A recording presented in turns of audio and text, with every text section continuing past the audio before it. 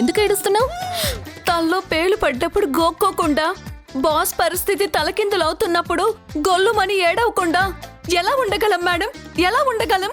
ఏయ్, ఏం మాట్లాడుతున్నా? మైండ్ సరిగ్గానే పనిచేస్తోందా నీకు? నా పరిస్థితి తలకిందులవ్వడమేంటి బుద్ధి లేకుండా? ఎందుకు మేడం ఇంకా ఆ మేకపోతు గాంభీర్యం? లత వచ్చి నా ఛానల్ నాకివ్వాలి, లేదంటే కోర్టుకు వెళ్తాను అని వార్నింగ్ ఇచ్చిన దగ్గర నుంచి మీలో మీరు కుక్కర్లో పప్పులా ఉడికిపోతూనే ఉన్నారు. ఆ లత ద్వారా మేఘన ఏం చేయబోతుందో, ఎలాంటి ప్లాన్లు వేయబోతుందో అని చలిజ్వరం వచ్చిన చేపలా గిలగిలా కొట్టుకుంటూ ఉన్నారు. ఆ భయంతో మీరు రాత్రి ఇంటికి రాకుండా ఆఫీస్లోనే కాలరాత్రి చూశారు. ఫస్ట్ సీన్లోనే మీ పరిస్థితి ఇంత దయనీయంగా ఉంటే ఇక క్లైమాక్స్ సీన్లో ఇంకెలా ఉంటుంది చెప్పండి? నోర్మోయ్! మేఘన మీద పగ తీర్చుకోవడం కోసం, కేవలం ఆ మేఘన మీద పగ తీర్చుకోవడం కోసమే ఈ ఛానల్ని కొన్నాను. మరి మేఘన మీద నా పగ ప్రతీకారం పూర్తిగా తీరకుండానే ఆ ఛానల్ని అంత తేలిగ్గా ఇచ్చేస్తానా? అది కాదు మేడం, చచ్చినట్టు ఛానల్ ఇచ్చి తీరాల్సిందే, లేదంటే తగ్గేతేలే అని లతతో మేఘన మీకు డెడ్ లైన్ పెట్టింది కదా.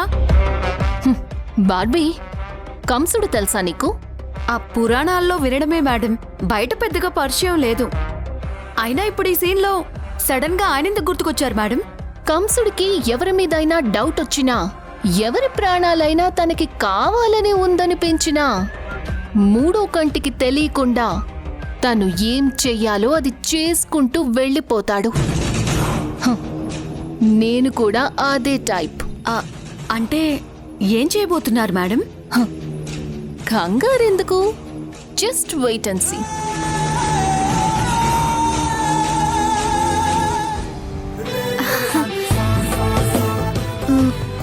మావయ్య, స్పైడర్ మ్యాన్ నాతో తప్పకుండా మాట్లాడతాడు కదా?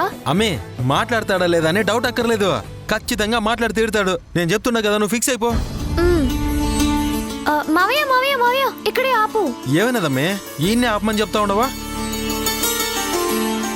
మనము ఇంటి లోపలికి వెళ్తే చాలా డేంజర్ మావయ్య. ఓయమ్మా, ఏందే డేంజరా? అంటే కొంపదీసి ఇంటి బయట పెద్ద పెద్ద కుక్కలుగానే ఉండాయా ఏంది? కాదు మావయ్య, ఇంట్లో పెద్ద పులి లాంటి బామ్మగారు ఉన్నారు. ఆ?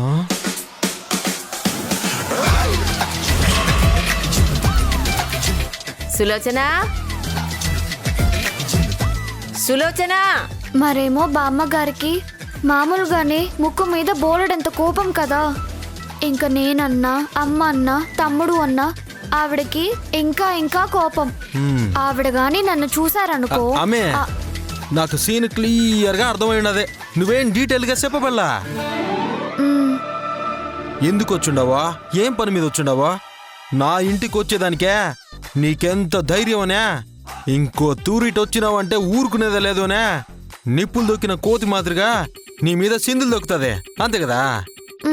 అవును మావయ్య.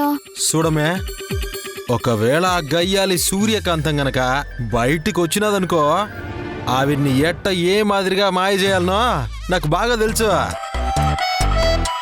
అందుకనే నువ్వు ఆవిడ గురించి అస్సలు గుబులు పడకుండా మీ నాయనతో మాట్లాడేదాని గురించి ఆలోచించు, సరేనా? అలాగే మావయ్య. సులోచన, వస్తున్నానత్తయ్య. గుడికి వెళ్దామని చెప్పాను కదా, బయలుదేరదామా? పదండి.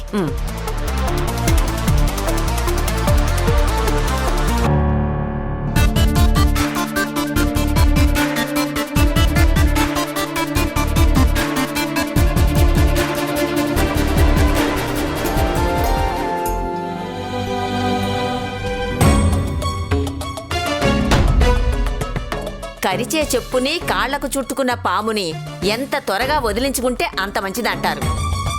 కొన్ని దరిద్రాలు కూడా అంతే. ఏంటి, ఇందాకటి నుంచి గమనిస్తున్నాను.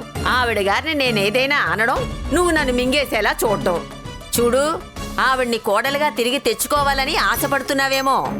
ఒకవేళ అలాంటి ఆశలేమైనా ఉంటే అవి వదిలేసుకో. వదిలితే ప్రాణమే వదిలేస్తాను తప్ప ఈ గొంతులో ప్రాణం ఉన్నంత వరకు, ఈ గుండె కొట్టుకుంటున్నంత వరకు ఆయన చేతిని మాత్రం వదిలిపెట్టను.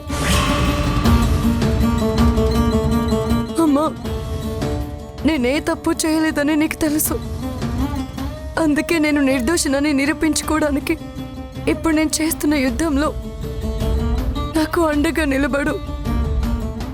పోరాడే శక్తిని, ధైర్యాన్ని ఇవ్వు. గెలిచేలా దీవించు.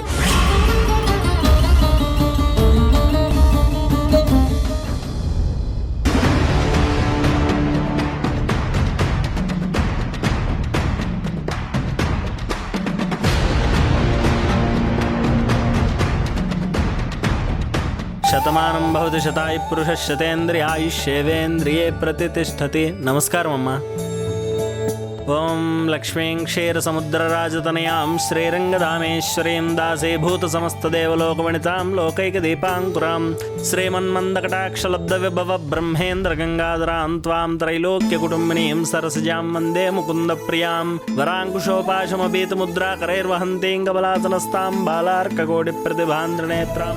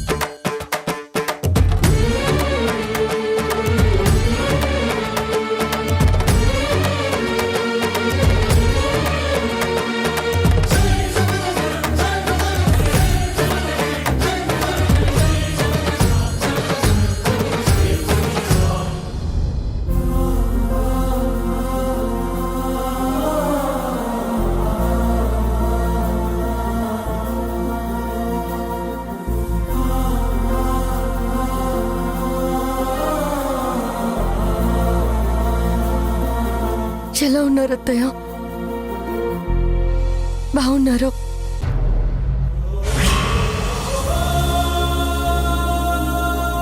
మిమ్మల్ని చూడగానే చాలా సంతోషం వేసింది అత్తయ్య. మిమ్మల్ని పట్టుకొని నా మనసులోని బాధ అంతా మీకు చెప్పుకోవాలనిపించింది. కానీ నేను పలకరించినా మీరు మౌనంగా ఉన్నారంటే నా మీద మీకు కోపం ఇంకా అలాగే ఉందని నాకు అర్థమవుతుంది. ఒకవేళ నేను పలకరించడం ద్వారా మీకు ఏదైనా ఇబ్బంది కలిగించుంటే నన్ను క్షమించండి అత్తయ్య.